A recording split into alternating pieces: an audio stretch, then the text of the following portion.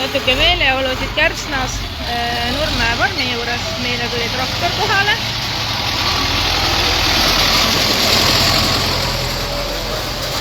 Rahvast järjest koguneb. Väga palju autosi on juba. Aga tulge juurde. Meil on inimesi vaja. Ligavad kõik välja. Kõik.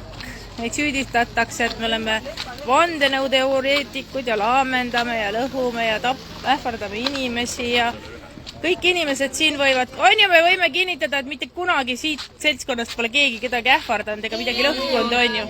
Täiesti rahulikud inimesed.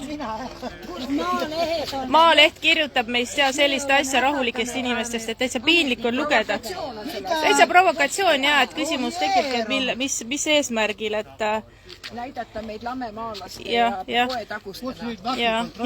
Täitsa lõpp. Mida veel välja mõelda? Maalehele intervjuud ei anna enam. Häbematu. Ei, me anname soovituse Maalehte. Me palume ärge enam siia tulga. Kui Maaleht ausalt ei kajasta üldse inimeste muresid ja maainimeste muresid, siis See ei ole Maaleht. Ta on provokaator, ta provotseerib. Praegu pahandusi. ja see käib Delfi alla ja Delfis on need faktid. Delfi kustutab ju, kui Delfi abiga vist teeb Facebooki hästi vaja. Nii et kutsulle Maaleht seisab maarahva ees.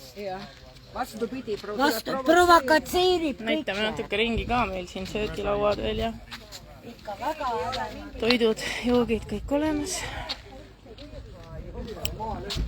See loosungid. Ikka Eesti asja eest, Eesti toidu eest, Eesti loomade eest.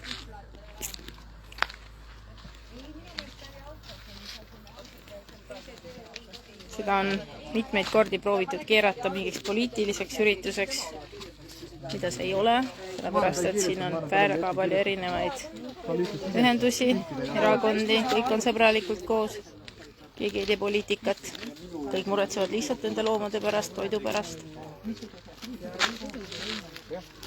Nii et tulge kohale. Väga palju inimesi on saabumas, meil on kirjutanud, meiega on ühendust võtnud palju inimesi, kes jõuavad veel õhtu poole.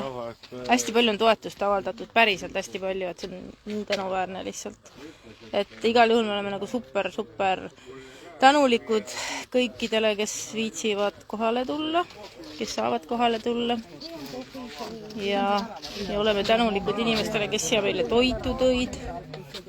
Talu ja loomad tõi näiteks suure supipoti, kohvi, tee, prouad siin, kes tulid ka vastust. Üks proua tõi meile oma valmistatud hõrgutisi ja kes veel mida, et ühesõnaga nüüd on veel üks asi puudu tegelikult. Ma ei tea, kui keegi tunneb seda teisaldatava kempsu firmat, kes oleks nõus õla alla panema. Sellest me tunneme küll puudust. Ma ei tea, äkki on kellelgi mõni tuttav, kes saab siia organiseerida nii heategevuskorras ühe peldiku ka, siis oleks nagu super. Et muidu on jah, see pool on natuke keeruline.